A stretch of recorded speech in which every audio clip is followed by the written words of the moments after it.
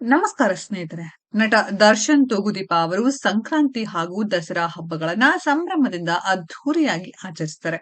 ಸಂಕ್ರಾಂತಿಯನ್ನ ತಮ್ಮ Mysuru farm house ನಲ್ಲಿ ಆಚರಿಸಿದರೆ, ದಸರಾ ಹಬ್ಬದ ಅಂಗವಾಗಿ ದರ್ಶನ್ ಅವರ ಕಾರು ಹಾಗೂ ಇನ್ನಿತರೆ ವಾಹನಗಳನ್ನ ಕಣ್ತುಂಬಿಕೊಳ್ಳಲು ಜನ ಮುಗಿಬೀಳ್ತಿದ್ರು. ಅಷ್ಟರ ಮಟ್ಟಿಗೆ ದುಬಾರಿ ಕಾರು ಕ್ರೇಜ್ ಹೊಂದಿದ್ದಾರೆ ದರ್ಶನ್. ಆದ್ರೆ ಈ ಬಾರಿ ಜೈಲಿನಲ್ಲಿರುವ ಕಾರಣ ದಸರಾ ಮಂಕಾಗಿರುತ್ತೆ ಎಂದು ಭಾವಿಸಿದ್ರು. ಆದ್ರೆ ವಿಜಯಲಕ್ಷ್ಮಿ ಅವರು ದರ್ಶನ್ ಅವರ ಅನುಪಸ್ಥಿತಿಯಲ್ಲೂ ದಸರಾ ಸಂಭ್ರಮಾಚರಣೆಯ ಪರಂಪರೆ ಮುನ್ನಡೆಸಿದ್ದಾರೆ. ಚಿತ್ರದುರ್ಗದ ರೇಣುಕಾಸ್ವಾಮಿ ಕೊಲೆ ಪ್ರಕರಣದಲ್ಲಿ ಜೈಲು ಸೇರಿರುವ ನಟ ದರ್ಶನ್ ಮನೆಯಲ್ಲಿ ಇಂದು ದಸರಾ ಹಬ್ಬದ ಸಂಭ್ರಮ ಮನೆ ಮಾಡಿತ್ತು.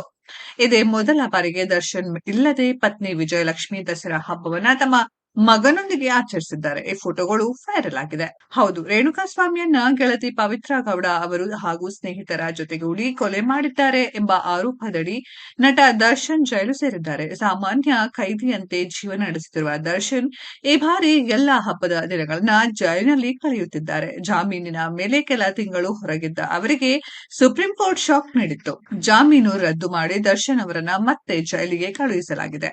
ಇತ್ತ ದರ್ಶನ್ ಇಲ್ಲದೆ ಪತ್ನಿ ವಿಜಯಲಕ್ಷ್ಮಿ ಅವರು ದಸರಾ ಆಚರಿಸಿದ್ದಾರೆ. ಪ್ರತಿ ವರ್ಷವೂ ಅದ್ಧೂರಿಯಾಗಿ ದಸರಾ ಹಬ್ಬವನ್ನ ದರ್ಶನ್ ಆಚರಿಸುತ್ತಿದ್ರು. ಆದ್ರೆ ಇದೀಗ ಕೊಲೆ ಪ್ರಕರಣದಲ್ಲಿ ಭಾಗಿಯಾಗಿರುವ ಆರೋಪ ಹೊತ್ತಿರುವ ನಟನಿಗೆ ಹಬ್ಬದ ಸಂತಸವೇ ಇಲ್ಲದಾಗಿದೆ. ಈ ನಡುವೆ ಪತ್ನಿ ಎಂದಿನಂತೆ ದಸರಾ ಹಬ್ಬವನ್ನ ಆಚರಿಸಿದ್ದು, ಈ ಸಂಬಂಧ ಮಗನೊಂದಿಗಿನ ಫೋಟೋಗಳನ್ನ ಇನ್ಸ್ಟಾಗ್ರಾಂನಲ್ಲಿ ಹಂಚಿಕೊಂಡಿದ್ದಾರೆ.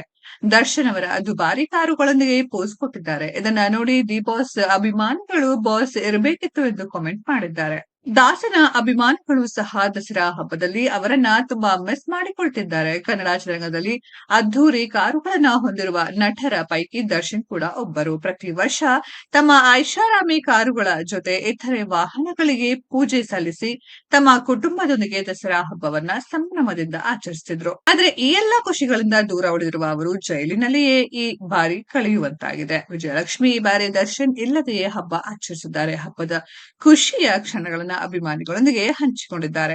ಸ್ನೇಹಿತರೆ, ಇದರ ಬಗ್ಗೆ ನಿಮ್ಮ ಅನಿಸಿಕೆಯನ್ನ ಕಾಮೆಂಟ್ ಬಾಕ್ಸ್ ಅಲ್ಲಿ ಕಾಮೆಂಟ್ ಮಾಡಿ.